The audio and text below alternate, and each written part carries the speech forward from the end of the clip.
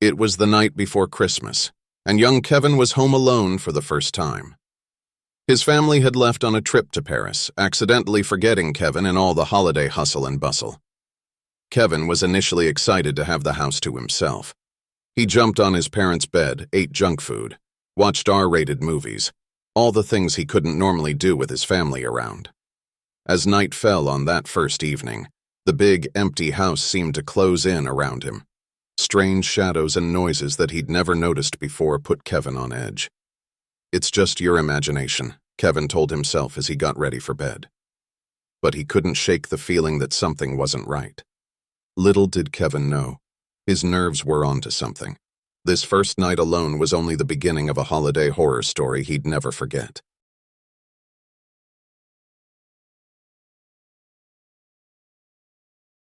It started off as a normal night alone at home for Joey as his parents were away on vacation. He ordered pizza, played video games, and was looking forward to having the house to himself. As bedtime approached, Joey started hearing strange noises coming from the basement and other areas of the house. It almost sounded like footsteps, creaking floors, and things being moved around. At first, Joey tried to ignore the noises, thinking the old house was just settling, or it was his imagination playing tricks. But the noises persisted and seemed to be getting louder and closer. Joey felt a growing sense of unease. He double-checked that all the doors and windows were locked and turned on more lights to try to ease his fears.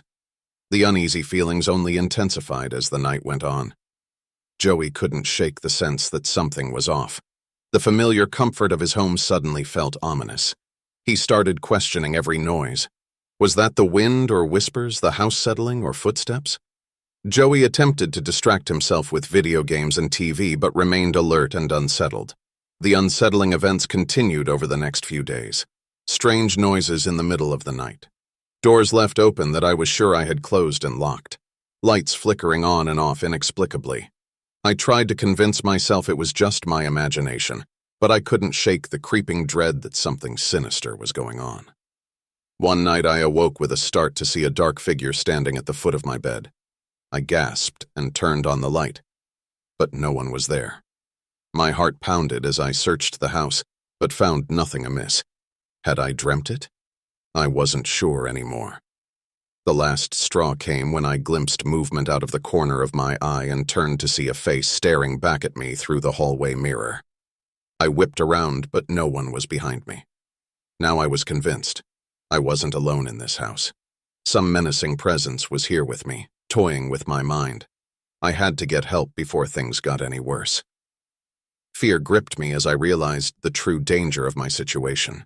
The young boy frantically grabbed his phone, hands shaking as he scrolled through his contacts. First, he tried calling his mom and dad, but it went straight to voicemail. Come on, pick up," he pleaded into the phone, but no answer came. He shot off desperate texts to his best friend Joey and his older sister, asking them to please call him back right away. The minutes dragged on with no response, and the boy's panic mounted. He felt completely alone in the large, dark house. Why wasn't anyone responding? He just wanted to hear a familiar, comforting voice, to know he wasn't by himself anymore. But only silence and shadows surrounded him. The danger lurking within the home seemed to grow more ominous with each passing second. The boy contemplated calling 911. But what if the intruder could hear? He didn't want to risk provoking whoever or whatever was inside. Trembling, he crawled under his blanket and clutched his phone tight, his only lifeline to the outside world. But still, no one called or texted back. The isolation weighed heavily on the terrified child, as he desperately hoped for a sign that help was coming. He couldn't face this night alone. As I wandered the halls, I caught a fleeting glimpse of a shadowy figure darting around a corner. My heart began pounding in my chest. "Who's there?" I called out shakily. No response. I slowly walked towards where I had seen the figure, my senses on high alert. The house was deathly silent except for the pounding of my own footsteps. As I turned the corner, there was no one there. Uneasy, I continued searching each room, flipping on lights as I went. My fear escalated with each empty room. I couldn't shake the feeling that someone was in the house with me. After finding nothing, I retreated back to my bedroom. I locked the door and shoved a chair under the handle like they do in the movies. I crawled into bed, pulling the covers tight around me. Each little creak of the old house made my pulse quicken. I tossed and turned, struggling to calm my racing mind. Eventually, exhaustion overtook me and I drifted off. I was awoken some time later by the sound of footsteps right outside my door and the ominous jiggling of the doorknob. My blood turned to ice in my veins. Someone was trying to get in. I crept quietly upstairs and locked myself in the bathroom, my heart pounding. I had seen the shadowy figure moving through the halls, but I didn't know where he was now. I tried to control my panicked breathing as I huddled in the empty bathtub. A floorboard creaked outside. I froze, listening intently. Was that him? The silence stretched on. I slowly exhaled. Maybe I had imagined it. Suddenly, the doorknob rattled violently. I slapped my hand over my mouth to contain my scream. After a tense moment, the rattling stopped. I heard heavy footsteps moving away down the hall.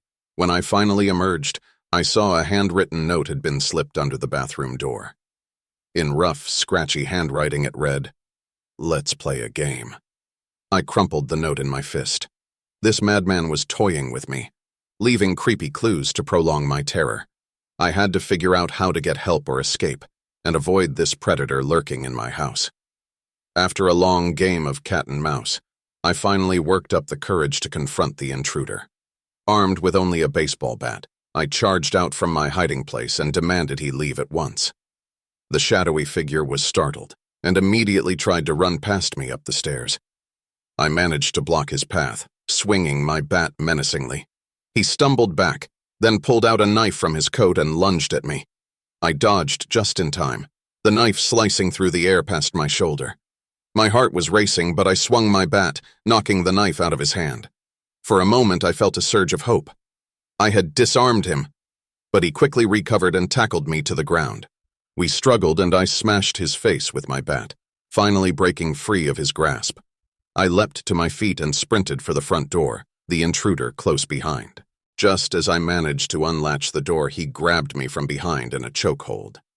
I elbowed him hard in the gut and twisted out of his grip. We exchanged blows, me wielding my bat, him with his fists.